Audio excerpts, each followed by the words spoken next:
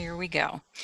This program is made possible through federal funds provided by the Institute of Museum and Library Services as administered by the Massachusetts Board of Library Commissioners.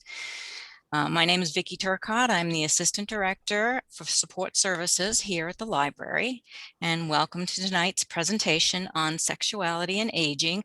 I'll have what they're having with Dr. Jane Fleishman. Dr. Fleishman is a writer, an award-winning educator, sexuality researcher, and an AASECT certified sexuality educator.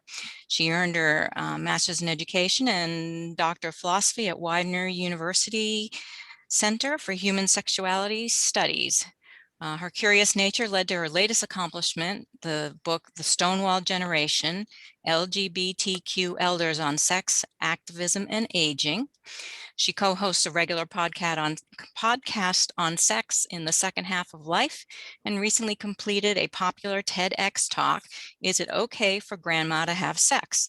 She is a proud mother of two really fabulous 20-somethings and lives in Northampton, Mass. You can reach her at www.janefleishman.com. And please welcome Dr. Jane Fleishman. Thank you, Vicki. Hi, everyone. Right. Welcome to Chelmsford Public Library. I haven't been here yet, but actually haven't been here before, but haven't been here yet. But I just want to say a big thank you to you, Vicki Turcott, and the whole library, and also to the Mass Board of Library Commissioners for funding this program. I think it's really fantastic. You know, as Vicki said, I do a lot of work. I'm a researcher, writer. I do a podcast called Our Better Half. Get it? And it's about sex and aging, sex in the latter part of life. We call it the better part of life.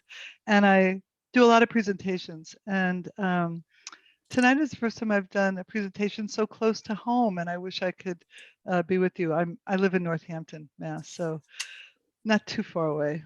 So let me tell you a little bit about what we're going to be doing tonight, and a little bit about how I got started in this field. As Vicki said, I'm now a PhD in human sexuality, and I earned my PhD in 2016, just the same year that Jesse retired from UMass Lowell.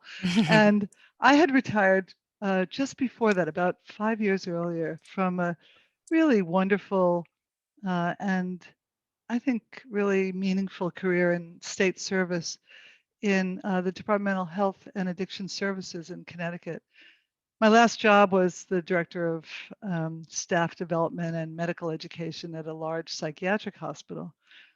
And I loved my job. I had great time. You know, we had really cool people on staff. We had really interesting patients. We had about 500 patients, you know, old story, like Northampton State Hospital, or, you know, one of the very large institutions.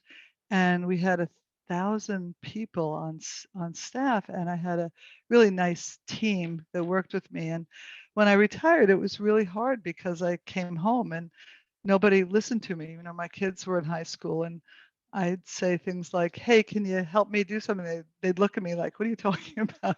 We're, you know, we're doing our homework, or we're playing games." So I realized that I wasn't really ready to retire, although we got an opportunity to retire a couple years early. We got a nice package, but I decided to go back to school, and I'd always wanted to study human sexuality because it was an area that I felt good about talking about, and it's an area that lots of people don't feel comfortable talking about. So I knew I had some affinity toward it, but I didn't know that much. So I embarked on this crazy idea of getting a PhD, and in 2016, at the age of 62, I got my PhD, and boy, was I happy and proud. And really, it was hard. I mean, childbirth was hard, but this was also really hard. And I was searching around while I was in school. I got my master's in education on the way to the PhD, and I was searching around for a topic for my dissertation and for my research. And while a lot of my you know, fellow students were interested in young adults or kids or parents, I was really interested in older adults.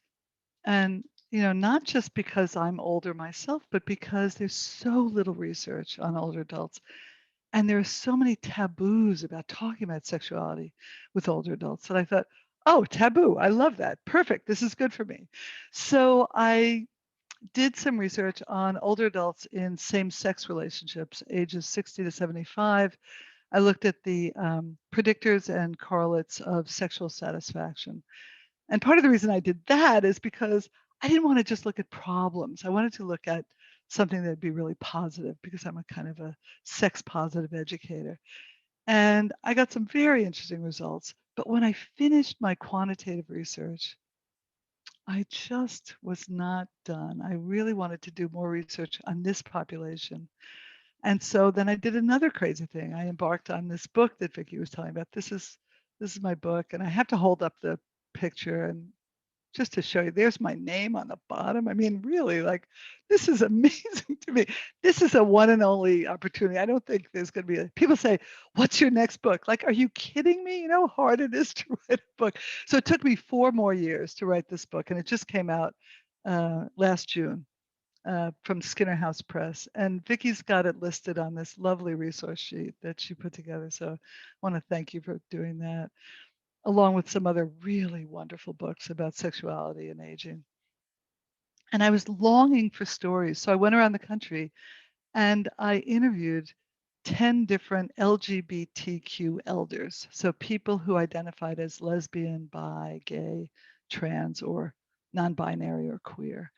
And what was great about it was, first of all, I met very interesting people, but I also got to really hear stories from people from whom you never get to hear anything. And many of them were activists, as I am. And as a sex researcher, I asked them about sex, I asked them about activism, and I also asked them about aging. And I realized that their take on aging was quite different than what the mainstream media would have you think about it.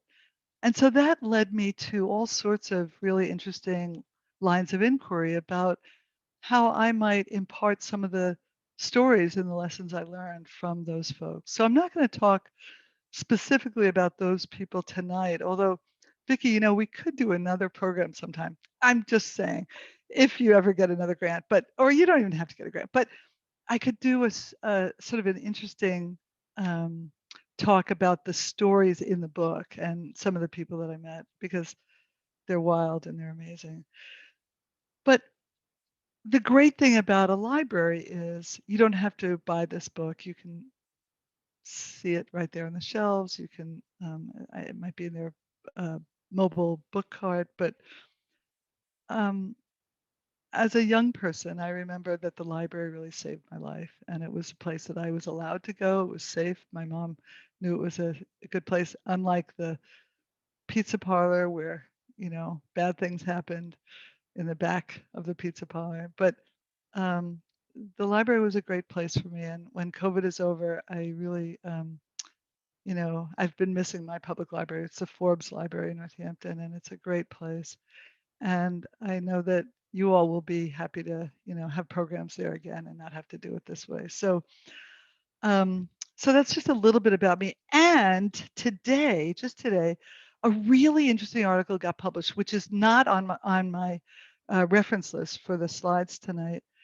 But you know, in addition to all this work that I've been doing, I also give a lot of presentations, and I always include other people's research, which I'm going to do tonight. But I want to make sure I get her name right. Emily Jamea, who's a clinician, a sex therapist, wrote a really interesting article that was published today in the Journal of Sex and Marital Therapy about long-term relationships, older adults, and desire. And she talks about this term flow, FLOW. So I hadn't heard this in relation to sex and sexuality, but what she talks about is so cast back in your mind, remember the Beach Boys and Surf City and Surfing USA and all that. Surfers talk about being one with the wave. Now, I've never been able to catch a wave very well, but I know that if a surfer says that it's like there's a flow, and this researcher put that terminology on sexuality and relationships.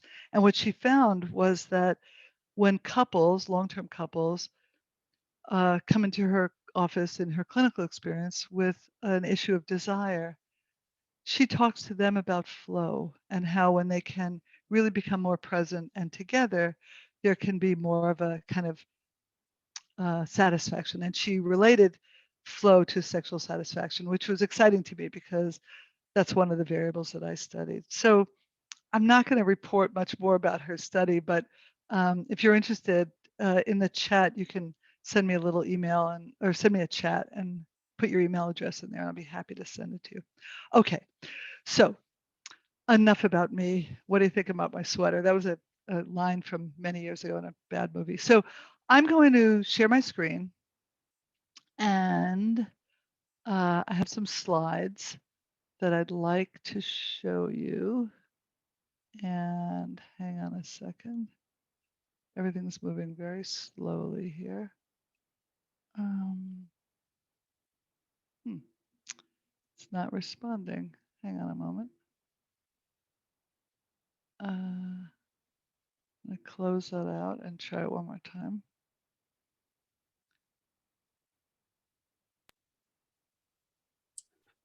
And we practiced this before the program too, and it worked I just know. fine. That's probably why, Yeah. I should have opened it once. Okay, let's see, close this. And let's try it one more time.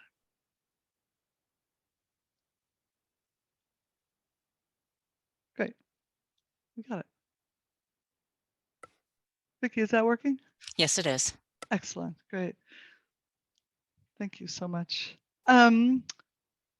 So tonight is a takeoff on that wonderful line from When Harry Met Sally, when Rob Reiner's mother actually was in that scene, and she said, "I'll have what she's having," and I just changed it to what they're having to make it open for all of us. Um, Tonight, what I'm going to do with you is give you an opportunity to, I think it's a unique opportunity to apply some of this current sexuality research and resources to your work with older adults or to yourselves, and to give you some of the knowledge, skills, and attitudes about older adult sexuality. If at any point tonight you have a question or it doesn't make sense, or you just think what I'm saying is a bunch of I don't know what, feel free to put it right into the chat. And hopefully, I can't see it, but Vicki, if you can just ask me to pause, I'm happy to be interrupted. Absolutely. Thanks. So I need to just tell you that this TED talk I did has really it was a lot of fun to do, really hard, tough to memorize. But I just want to read you a very short excerpt from it. Why are we so afraid to even consider that there may be a new way to think about their and our own sexual journeys? If we allow ourselves to see our elders as fully human, ultimately we will be making room for ourselves and our own futures as sexual beings. Though it's true old people move more slowly, are often in need of assistance, and rarely generate income, they just may have some keys to happiness. And it's quite possible that one of them is about love, intimacy, and sex. You know the old saying that youth is wasted on the young. Well, among the benefits to being old are precisely the ingredients that make someone ready for a deep and intimate sexual life. Older age frequently comes with an openness, authenticity, and a deep appreciation for connection.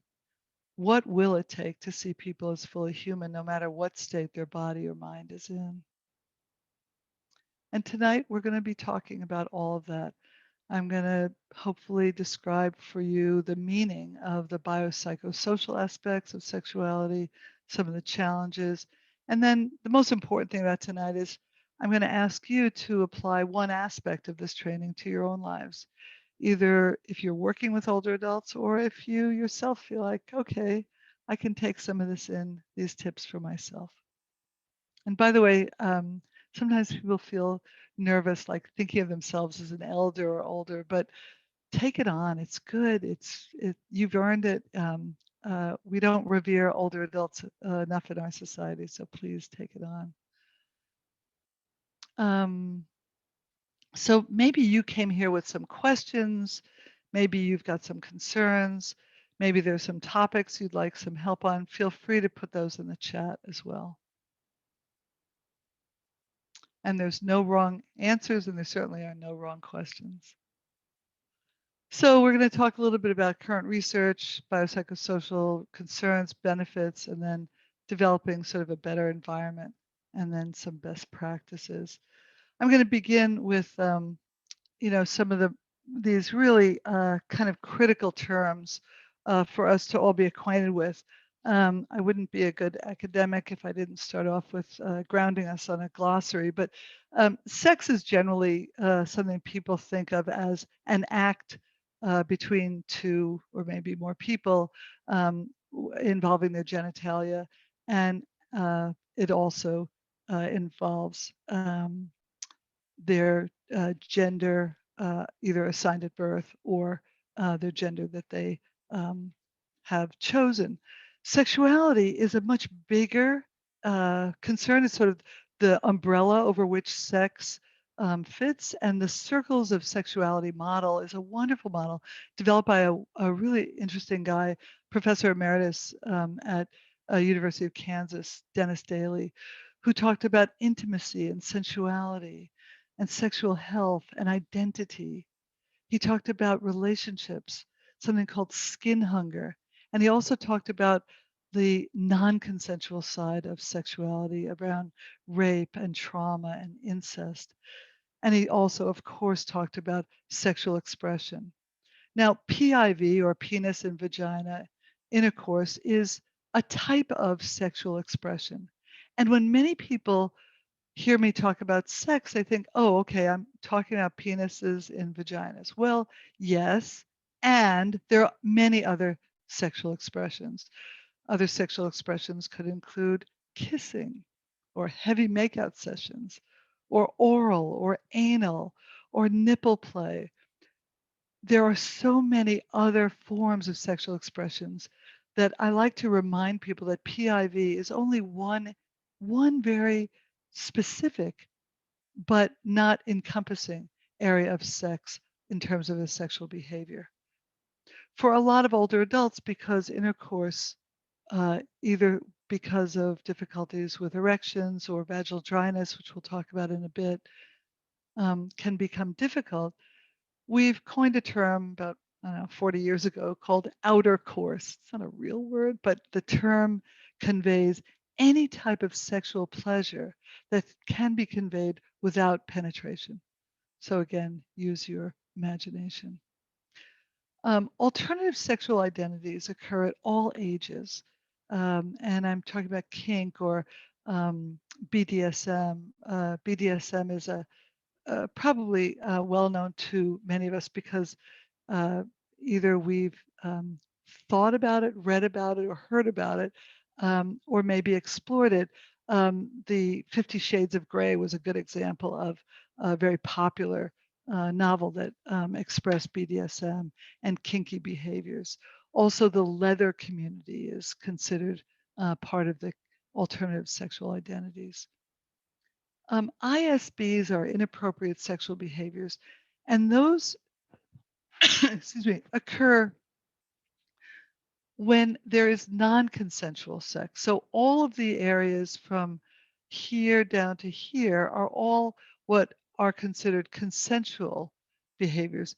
Inappropriate sexual behaviors could be any type of sexual harassment, or perhaps when someone touches someone inappropriately when they're in a senior living community or in a public building, or expresses a sexual uh, demand on someone else without getting consent. Those are ISB, or inappropriate sexual behaviors. And the last one I want to talk about tonight, because it's really important, is IPV, or intimate partner violence. It's what we used to think of as battered women's issues or domestic violence. Um, but it's not just something that happens to women, it can happen to people of any gender. And it does occur amongst people who are older and also people who may have cognitive impairments.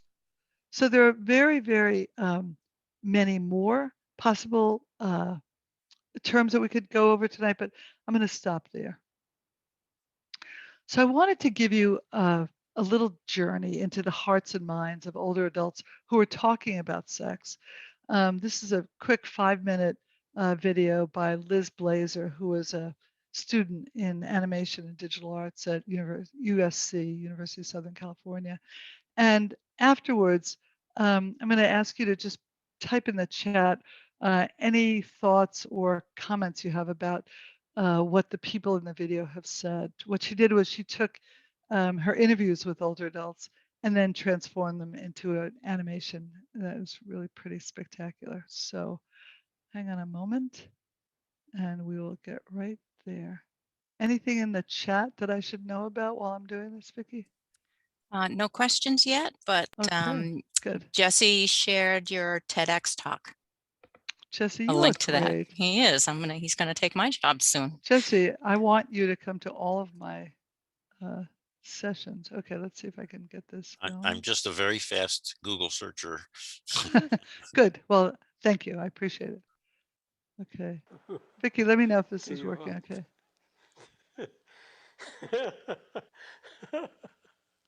The most romantic thing is the moment when I ask her, do you want to go to bed with me? The first time I said no. So a few days later, I asked her again, and she agreed. This was the most romantic, wasn't it? The most romantic thing.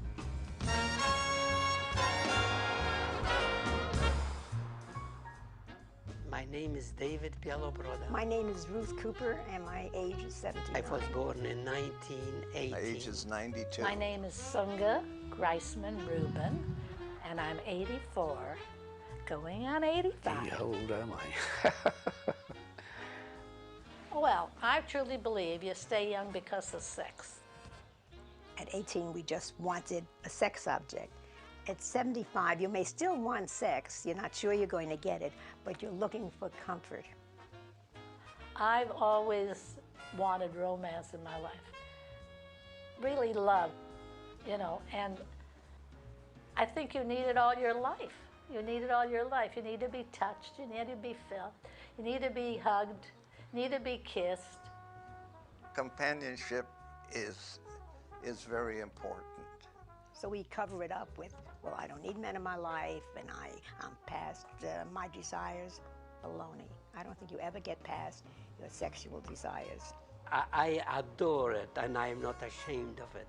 Yeah, he doesn't look it. He's a very sensual man. Very. Listen, I've had so many boyfriends, I can't even count them on my fingers and toes. Most of the men my age or better are either dead, looking for a nurse or a purse, or sick. I'm short, reserved, self-conscious,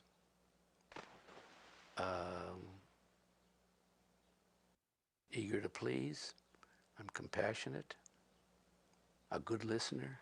I used to always look for a good-looking man and good dancers. That's what counted. And dress well. Oh, God forbid they shouldn't dress well. She would be a non-smoker. Yes, pretty, beautiful also. He has to have his shit together. Kindness, consideration. Sparkle in their eyes. That tips well. And no Republicans, please. But there is something about a senior citizen community that you realize that you are mortal, You see too many people around you, and you know that someday you're going to say bye-bye too. Unfortunately, I've outlived just about every one of my friends. At this age, there isn't much time for independence. You think there's just a few years left, and you want to do as much as possible togetherness. When my husband died, he was 52. I took off my wedding ring, and I said to myself, I wonder what's around the corner for me. And I think instead of sitting and saying, oh, he died, I always looked forward. The person in my age who has the capacity of doing sex This is the highest thing in the world, the greatest achievement in the world. And the pleasure is unbelievable. This business of saying a man uses a woman for a one-nighter, what about a woman using a man? Is that terrible?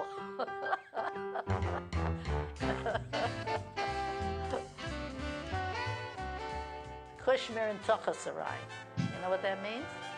I hate to tell you. Kiss my you-know-what.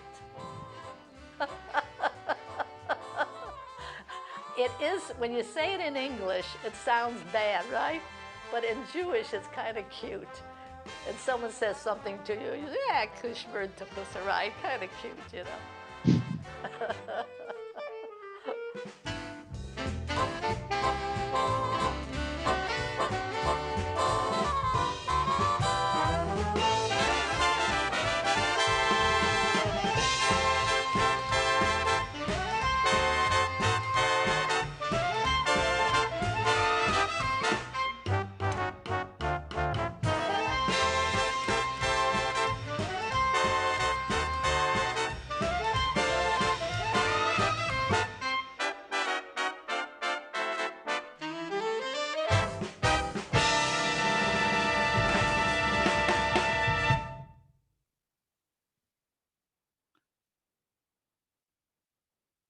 Great. So, any thoughts or comments, or it wasn't the most widely distributed demographic, right? It was very narrow in terms of people only in Southern California. And hang on a sec. That's not good. There we go. Sorry about that.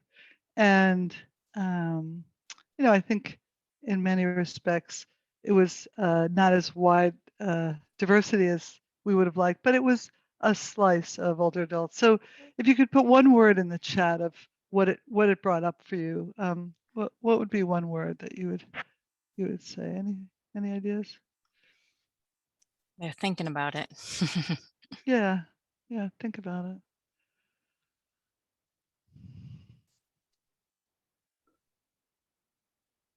I show that to a lot of younger audiences too, to explain to them what they really don't even realize. Okay, well, if you think of any, feel free to let me know. Someone put that laughing is good for just about everything. Thank you. I agree. I totally agree. So it's called Backseat Bingo, and if you are interested, I can send you the link for that as well.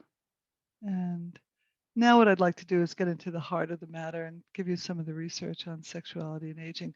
By the way, there isn't a whole lot. So I'm going to give you the best of what's there. But if you know any young and budding doctoral students, please tell them to do research in this area because we need more of it. Let me begin with the Harvard study of adult development. You've probably heard about it. It's one of the longest going longitudinal studies in our country, and they have amassed years and years, decades of data. And they've been trying to find out what's important to people in their adult development, and particularly in this area, what's important to happiness. And one of the most important keys to happiness that they've found amid all of the data that they have amassed is not based on income or where you live or whether your parents forced you to go to religious school.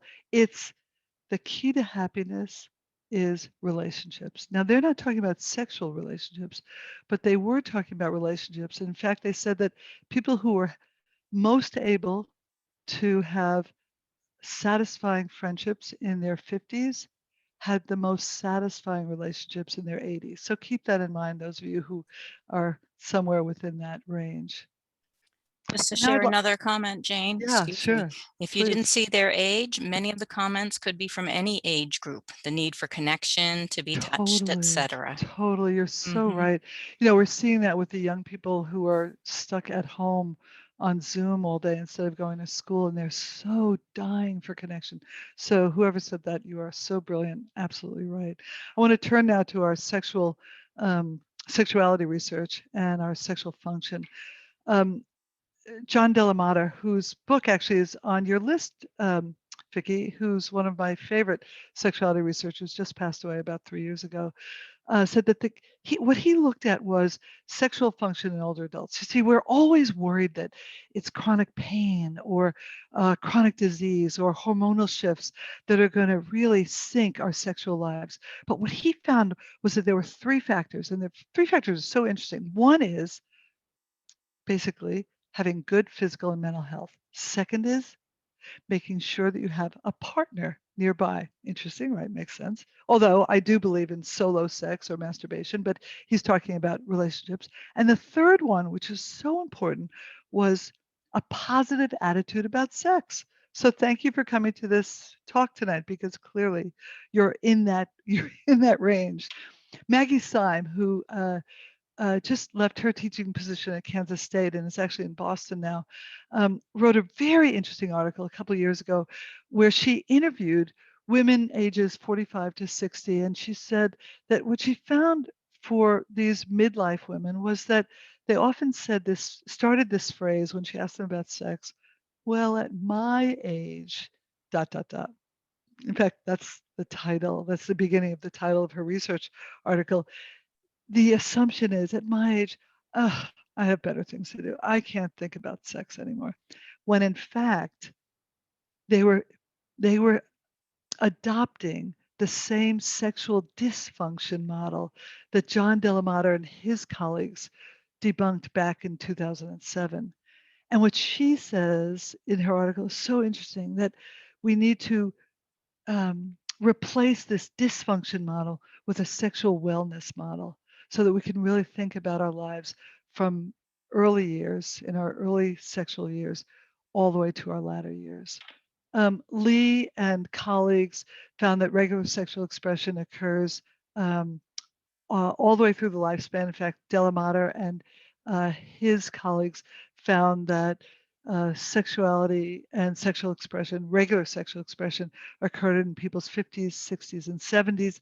And I have to say, in my anecdotal research from people coming up to me at the end of talks, I don't have this opportunity anymore because it's all on Zoom. But when I'm in person with people always come up to the end of a workshop and they have the most interesting questions that they don't want to ask in front of everyone. But they'll often point to somebody in the audience that they know and they'll say, see her. And this happened to me recently, about a year and a half ago in Boston. And they said, see that woman over there? She's 92 and she's got 2 boyfriends. So this is all anecdotal research, but Lee and colleagues said that regular sexual expression occurs later in life, and Delamata and his colleagues reiterated that. And finally, I want to talk a little bit about Beverly Whipple. Now, you might not know her, but she's a very cool person. She taught at Rutgers for many years. She's a nurse researcher and one of the leading researchers on women's sexual expression, and has been part of ASECT, the American Association of Sex Educators, Counselors, and Therapists, which is our national organization, for many years. And Beverly and a few colleagues got together and they tried to determine, they did a meta-analysis of all the sexuality research around physiology. And they tried to determine what were some of the health benefits of what they called regular sexual expression. One of them was a reduction in the risk of heart disease or complications of heart disease. Another one was the reduction of risk of 2 of the major forms of cancer, prostate and breast cancer. Another finding was that orgasms or sexual expression that results in an orgasm can actually alleviate chronic pain due to the expression of certain hormones or neurochemicals like oxytocin. People think of oxytocin as sort of the cuddle hormone, and other endorphins that are expressed after sexual expression.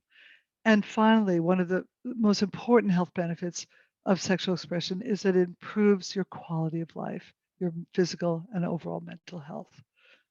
Now, some people have really been very impressed with those health benefits. And if you're interested in that particular article, please let me know and I'd be happy to send it to you. So the question often is, why do older adults have sex? Well, I mean, partly to have fun and it's enjoyable, but if there's no reproductive capacity, and many older adults have some form of an illness or chronic pain, why would older adults have sex? Well, Gewirtz, Madan, and Aylon a couple years ago did a really interesting analysis of older adults, and they, through a qualitative analysis, they did interviews with older adults, and they found that the three most important areas were not release or performance or uh, uh, um, sense of self-worth. It was love, it was commitment, and it was companionship. So interesting, right? And the University of Michigan teamed up with the ARP in that same year, and they found that 75% of older adults reported sexual satisfaction. Amazing. Now, most of the studies that I've looked at so far tonight have been with older adults in mixed sex or heterosexual relationships. In my own research, as I was explaining briefly in my introduction, I looked at factors for sexual satisfaction among older adults in same-sex relationships or in what we're calling sexual minorities. And I published an article with two wonderful researchers who also happen to be on my dissertation committee and really were so helpful to me in every way. And we published an article based on the results of my research in 2019. And we found that what was so interesting to me and what was, again, whenever you're doing, I don't know if any of you tonight in this call are researchers, but you know that you often start off with a hypothesis and some assumptions. And generally the assumptions are, absolutely not going to bear fruit. And so in this case, same thing happened.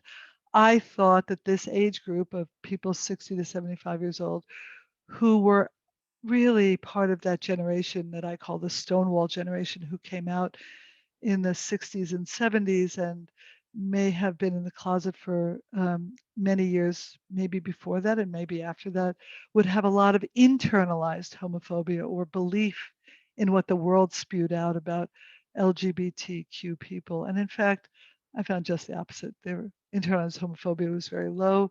They had very high resilience, probably because they were older, and many of us as we age do experience more tribulations of life and develop more resilience. And they had very high relationship satisfaction, which was the one predictor of sexual satisfaction. So that was very interesting. All three of these variables were correlated. And again, I'd be happy to send you an article um, uh, from the Journal of Homosexuality where it was printed, a really wonderful journal.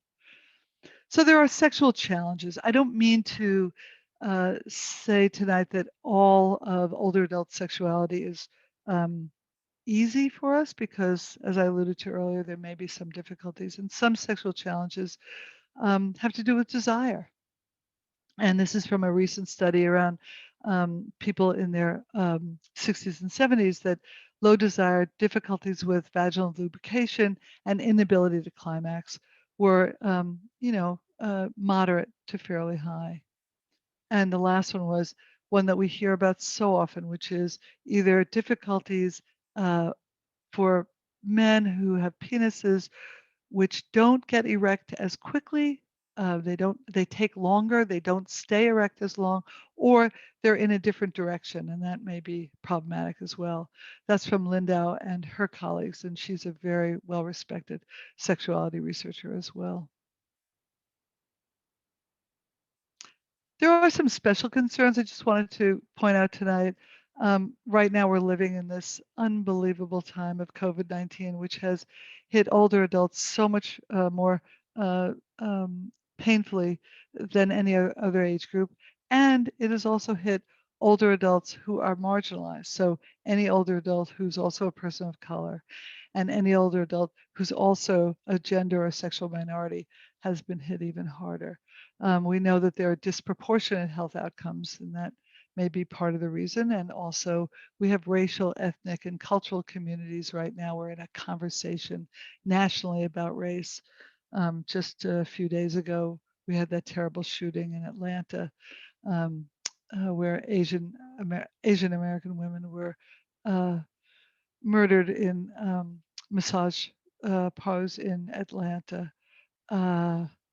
What was really painful about that one was that the shooter used the term sex addiction as if to say he had no control over his actions.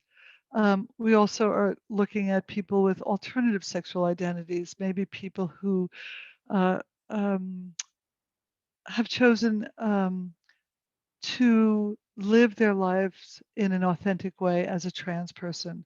And we know that not just young people are living authentic lives, but older adults as well.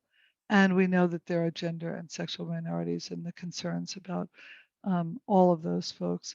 So I want to say, particularly, I want to go back to one on here around alternative sexual identities. When people move into senior living communities, I don't know if any of you live in a senior living community for people over ages, maybe 55.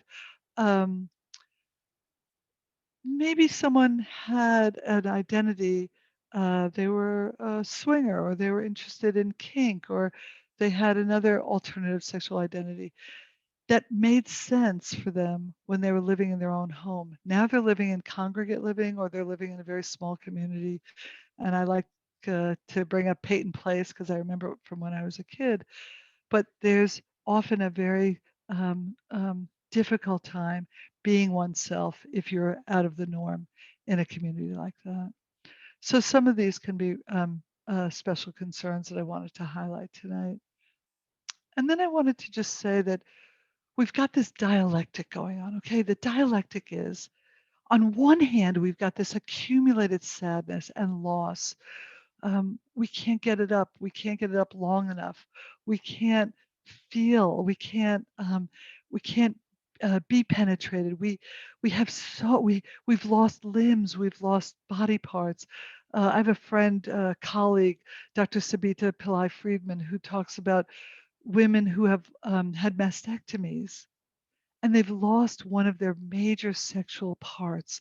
And how do they then rewrite their sexual script or the way in which they become aroused if they've lost their breast? So you can see there's so much loss. And on the other hand, right, there's two sides of this. There's this possibility of emergent pleasure. The kids are out of the house. Well, maybe they were out of the house, and then when COVID hit, they came back, but hopefully you've gotten rid of them again. But there's a possibility that you've got the place to yourselves finally after 20 years, and you can really begin to explore each other in a way that you never had the opportunity before when you were working and you were raising the kids, or you were working and doing other things. So there's this dialectic, and I wanted to tell you about a series called Disrupt Aging. Has anybody heard of this? Vicki, have you heard of this? It's something the ARP is doing, and they put out this great video about how millennials look at old people. So bear with me, it's about a 4-minute video. Let me see if I can pull it up. And Vicki, I'm gonna need your help one more time just to make sure that it works, okay? So here we go, fingers crossed. Everybody's still here? Everybody's still awake? You okay? Yeah. Okay, good, great. Good, thank you. All right, let's see, millennials.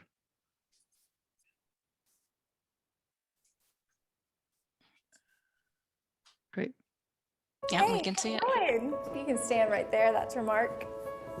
How you doing? I'm great. How are you? Great. Awesome. Just tell us your first name and your age. My real age? My name is Paolo. I'm 25 years old. My name is Daniela, and I'm 19. 24. 35. 31. 33. I'm 26 years old. What age do you consider to be old? Late 40s? Maybe 50. I feel like 30 is a new 20, so I'd say like 40 is old. I'd probably say 50s. I'd like you to show me how an old person would cross the street.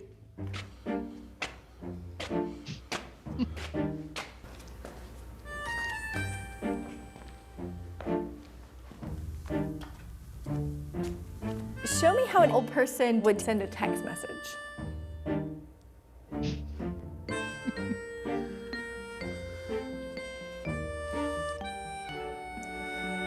How might an old person do a push-up?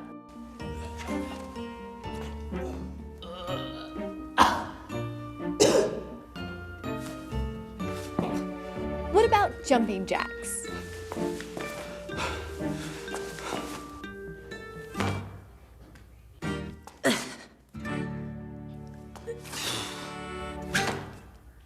Okay, hang on. There's someone I want you to meet. Hello, I'm Birch. I'm 66. Hi, I'm Daphne, and I'm 68. I'm Dee, and I'm 55. George Fassbinder, 75. My name is Parvati. I'm 70. Nice to meet you. Nice to meet you. We're gonna give you about 2 minutes to teach each other something that you are good at. I can teach you a jump that I do. Okay, please. Both of your legs go up, and your arm goes up, and your left arm goes like to the side. Ready? Okay. 1, 2, 3. Lift 1, 2, 3. And bring it to your heart. And bring it to your heart. Add the head in. Yeah. You want to try to get your balance and raise up. Now, you can bring your legs and your feet up. It's hard, right? Yeah. 1, 2, 3, 5, 6, 7. So when you come out of a turn, either way, you go back to that basics. Over. Now forward. Over. Yeah. Square it like this, and give me a hook. Hook. Jab, cross, hook, and then we'll go like this, all right? 1, 2, 3. Now, what age might you consider to be old? Probably 80 or 90. He could just do everything that I told him to do. An age that I would consider to be old now might be 100. Do you remember what you said? Yeah, I said in the 50s, I thought that would be old. But when I thought about it, like... Wait a minute. I can do it. It really changed my thinking of what old is. You've taught me something today. Clearly, there's no way she's old, you know? Now I know from today, hey, I don't look at age. At my age, I feel like I did when I was in my 20s. There's so many things that I still want to do. There's so many things that I can do. As long as I'm growing and learning, then age doesn't matter. When people start stopping, that's when they start getting old. Thank you. Thank you so much. Thank you. Okay. Thank Daphne. you. It was great meeting you. How long have you been doing this? Is this a new skill? 40 years. Wow.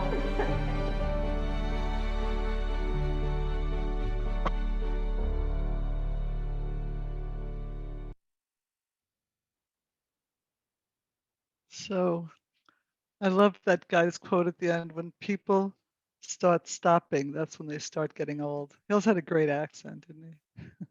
We had a comment of oy vey. Oy vey, that's right. Any other thoughts about this? Did it make sense to you?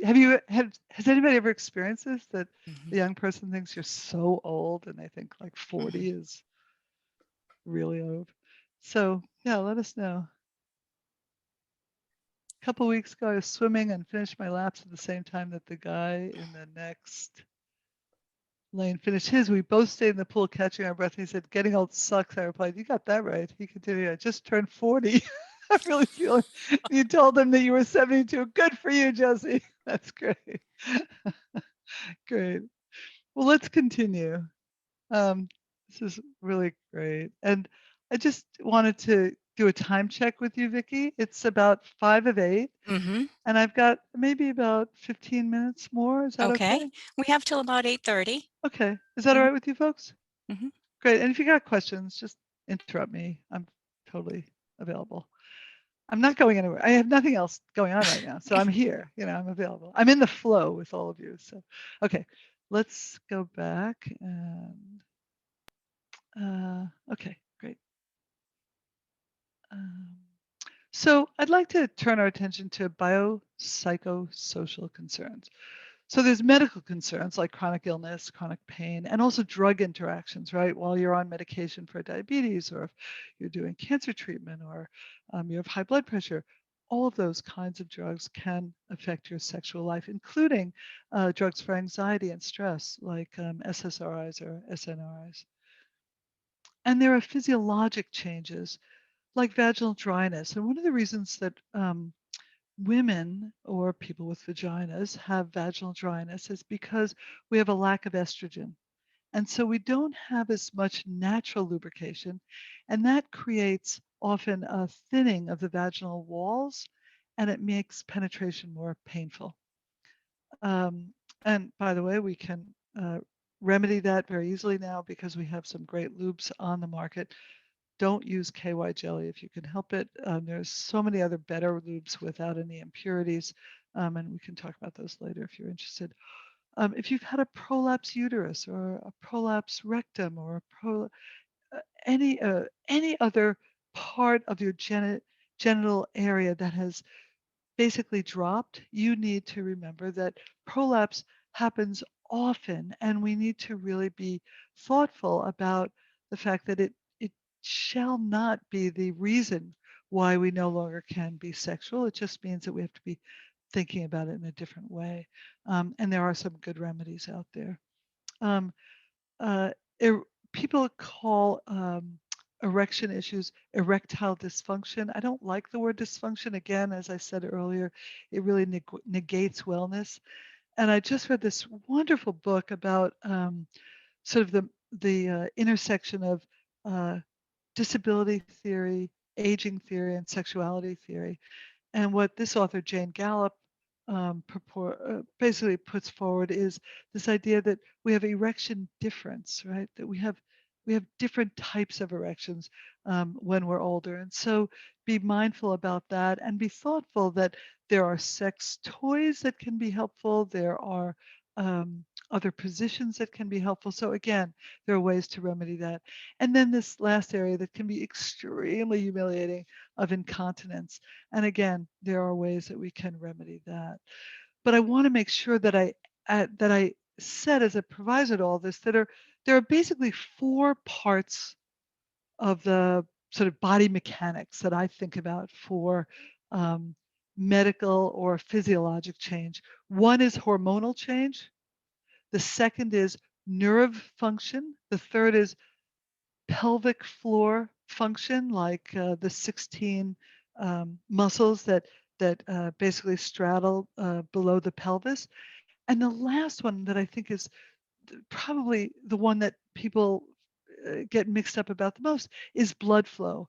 And blood flow is part of the reason why erections have a difficult time occurring. So just be mindful that those 4 areas can be looked at by a good maybe pelvic floor physical therapist or urologist or endocrinologist. There's so many people out there who can be helpful. But, and here's the big but, most of the medical professionals that we deal with have almost no training in sexual medicine and even less training in sexual medicine around older adults' bodies. And so often people will go to their medical professional and say, I've got this itching and burning. And the medical professional, because it's an older adult, won't look at sexually transmitted infections, which are, by the way, on the rise amongst over 50 age groups in certain parts of the country. They won't even think about a sexually involved interpretation of that symptom because they think that older adults aren't having sex. And, a woman came up to me once after a program and said to me, my doctor told me that after menopause, I should just, give it up. And I said, no, wait, slow down. Don't give anything up. There is no expiration date on sex. But aside from the medical or the biomechanical issues, there's this whole raft of psychological and social, or what I call psychosocial issues.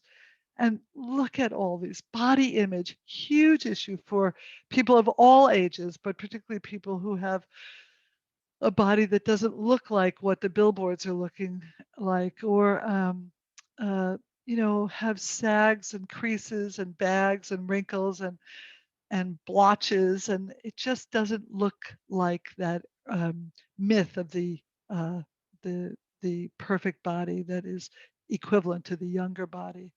And as I said earlier, there's increasing STI rates. There's also HIV status, which is so fascinating. For decades, men in the gay community who were positive, who tested positive for HIV, would either refrain from having sex or would only have safer sex with a long-term partner. But a gay man who was single often had trouble finding a way to have a date with another partner because they were HIV positive. And yet the CDC, the Centers for Disease Control and Prevention, has recently come out with a new proviso, which is that if your HIV viral load is undetectable, then your HIV transmission ability is untransmissible. What does that mean? It means that they can have sex again with more partners. Well, that doesn't always translate because people aren't as up to date on the CDC issues around HIV. And of course, right now during a pandemic, nobody's thinking about anything but coronavirus. And this idea of the third one around loss of or search for another partner after you've lost your partner, there's grief and there's loss and there's trauma. This idea of alternative sexual identification or trauma from either interpersonal violence, as we talked about before, or inappropriate sexual behaviors that can really be difficult to deal with. Social isolation, which we all know way too much about through the coronavirus, family concerns.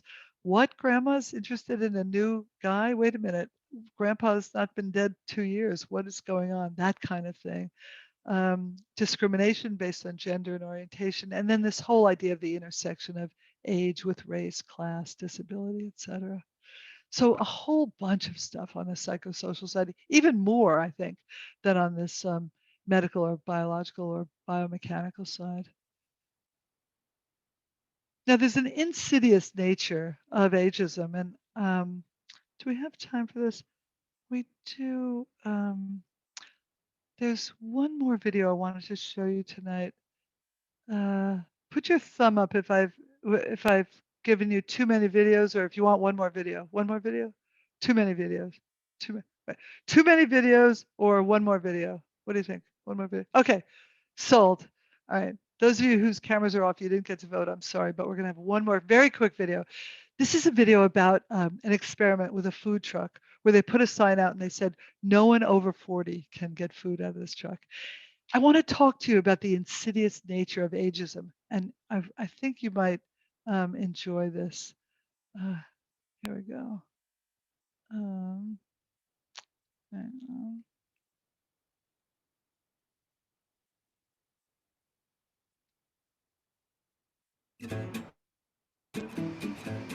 Hi. Hi. Just one question really quick. You're not over 40, are you? No. Perfect, great. Age limit? I'm not under 40, I'm over 40. We are not serving anybody over 40 today. We're trying to have a little bit younger vibe today. You are exactly what we're looking for.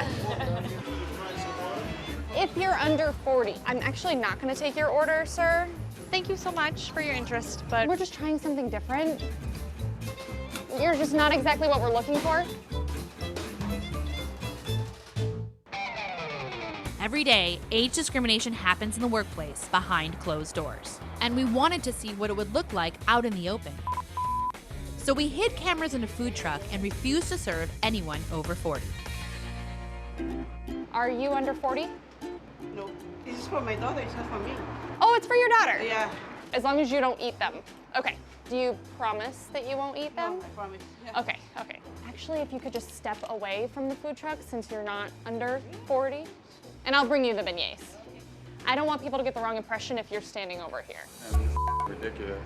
You guys are under 40, right? Yeah. Okay, great. I can take your order. Yeah, absolutely. Oh, okay. I don't know what's happening. This is a stupid thing that's starting to get really pissed off. Let's go. Yeah, Yeah. I mean, if you have a specific problem with somebody, then you should Yeah, say that instead of just screw you. saying. Stupid. Okay, for real.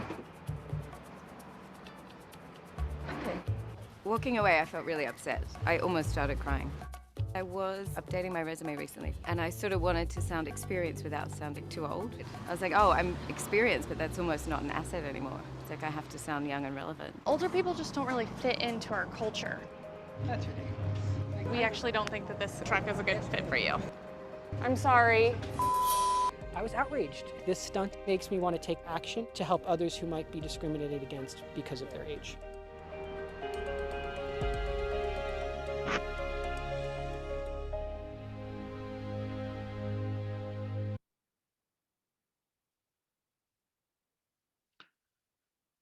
I love when that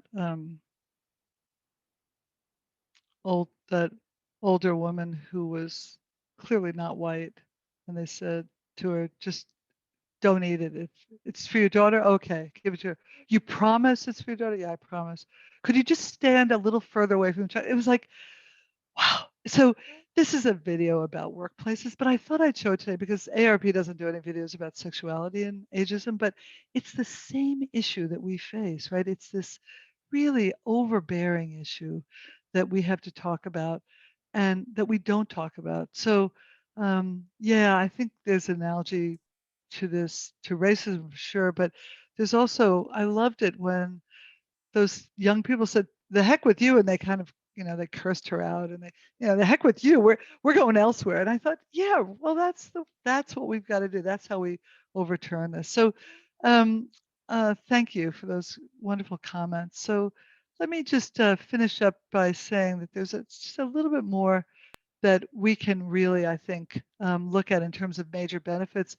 We know about the awareness and pleasures of touch, the physical release, relaxation, the decreased anxiety that we have about who we are, and our increased body wisdom. Peggy Brick, who was a great sex educator, said that older, wiser, sexually smarter, and she wrote a whole curriculum based on that. And that there are some overall improvements, as Beverly Whipple and her colleagues showed us, in mental health and the quality of life. If you've got any comments about this, I'd love to hear them or write them in the chat. And that's a good example of how I get a little crazy. Sometimes that's Mulva the vulva on my left arm, and that's Richard Johnson, or you could call him Dick for short. He's the penis on my right arm. And I love to use humor because it just relaxes us a little bit when we talk about sex. And I really recommend that you use humor in your own life because sometimes things just don't work the way they used to, and it's okay. Just take it a little slower and have some patience with yourselves. And be knowledgeable, be skillful, and be askable and approachable. If you're involved in a long-term relationship or not, and someone wants to talk to you about some of these issues, be approachable, be askable. And even if you don't know all the answers, say, oh, but I do know somebody who might know, and then send me an email and I'll be happy to give you all the resources you need. It's a balancing act, right? We need to respect older adult sexuality. We need to include sexuality in overall wellness programs, and we need to develop an environment for sexual wellness for all ages. And I have to say that, if I were teaching this class for people in their 20s, I'd be saying some of the same thing about wellness. Remember that it's a human right, that it occurs throughout the lifespan, that aging doesn't necessarily lead to sexual decline, and that there's no normal. I don't use that word anymore. Doors might be opening, but they also might be closing. And a lot of people are squeamish and don't want to talk about sex, but sex occurs even when people have cognitive impairments. There's accumulated loss. But this idea about how cognitive awareness could then lead to ISB or inappropriate sexual behaviors has actually not been borne out in the literature. Of course, it can happen. And as Lisa Diamond and her colleagues said, make no assumptions because people are fluid throughout their lives and they might really begin to enjoy something different as an older adult that they didn't as a younger adult.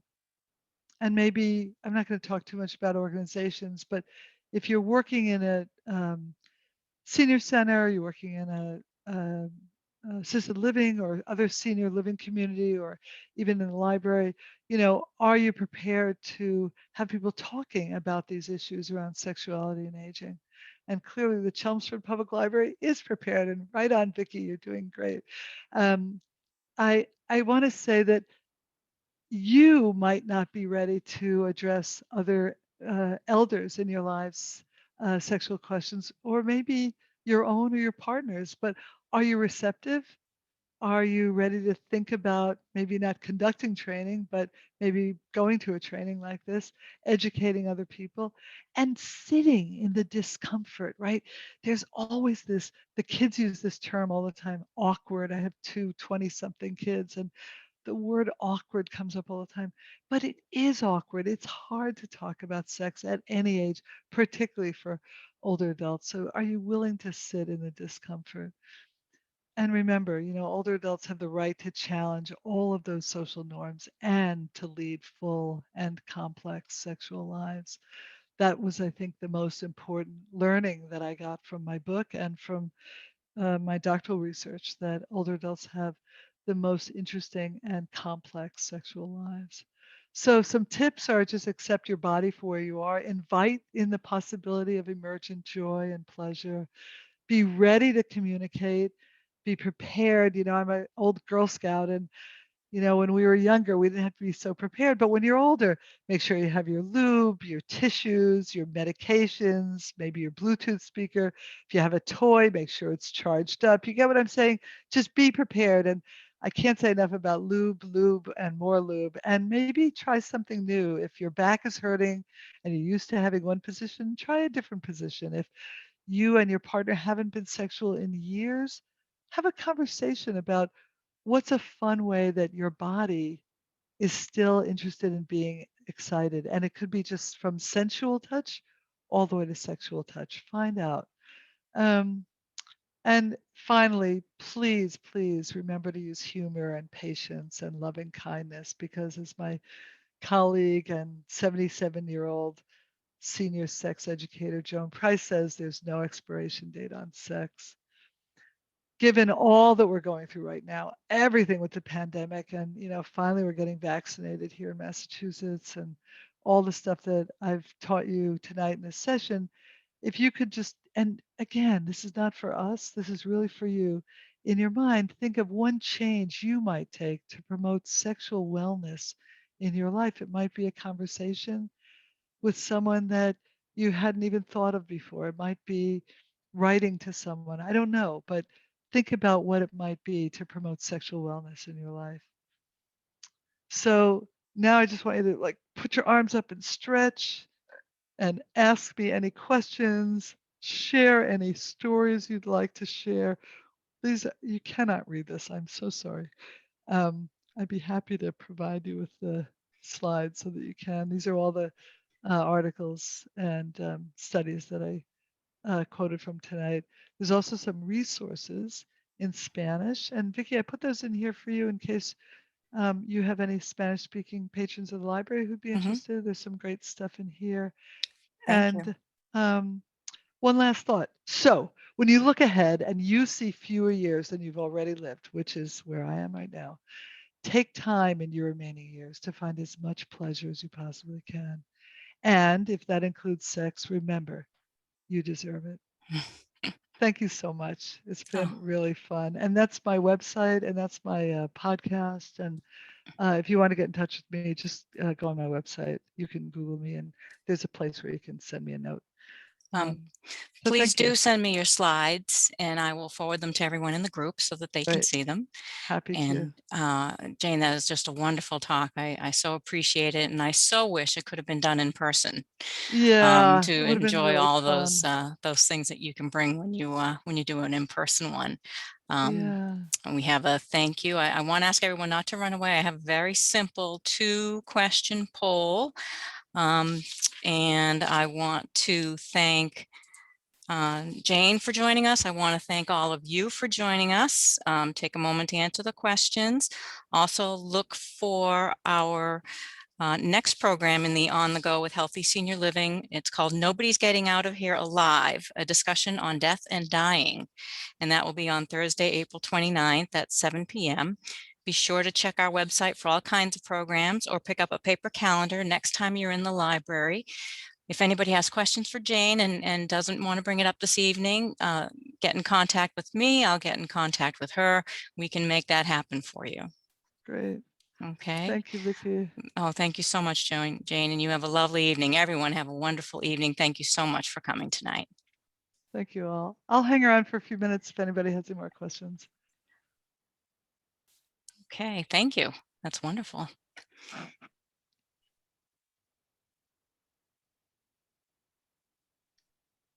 Yeah, if anyone wants to unmute at this point, feel free to do so.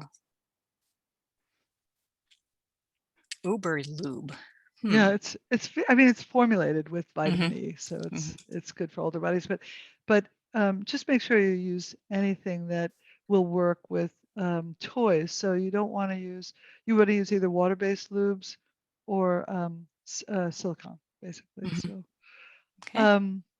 and if you're using condoms or dental dams, you want to make sure that your lube doesn't break down the material. Mhm. Wasn't that interesting when in that last video when that woman said it's just not our vibe around here? Oh, that was It was terrible. so painful. Like, Yeah. yeah, Mhm. yeah. I really enjoyed that first video that you showed that showed all those people, and there's a couple, there's some singles, It's and great. Yeah, just yeah. the wonderful things they had to say about their sex lives, and I know, it's amazing, it wasn't it? really Yeah, was. It was yeah, very yeah. good. And she Very was a good. young person doing the interviews. Mm-hmm. She's a film student. Yeah, Mm-hmm. great. Anybody else have any other thoughts, questions, ideas? Feel free. I'm all ears. I'm all talked out, so tell me something. Somebody else's turn if they want to. Maybe folks are a little bit shy tonight. It's harder on Zoom. I know. It You is. can't sit in the back of the room, right? I You used to can't sit sit in in the the back of the back. room. Yeah. I know. Yeah. You can't catch you on your way out the door and say, "Oh, I just had this question that I I didn't want to know. say And out those are the loud." best. Those are the best questions. Mm-hmm. Always, right? Mm-hmm. Yeah. Yeah. Well, we can make sure Jane gets them if you have any of those. Thank you, MWH. I really appreciate it. Okay. Okay. I think we're closing out now. Yeah. Thank you very much again. Thanks for all your help tonight. It's really great to work with you, Vicki. I really Oh, appreciate it. And it's my maybe we can do pleasure. this in person sometime. Okay. Yeah, Thank you great. very much. All Good right, night. take care. Good night now.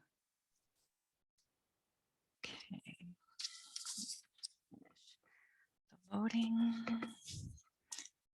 7 people.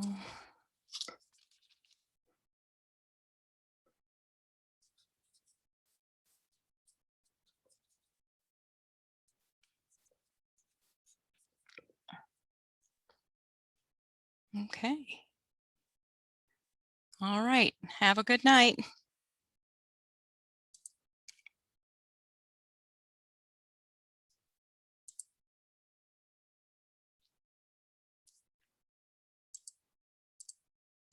And end.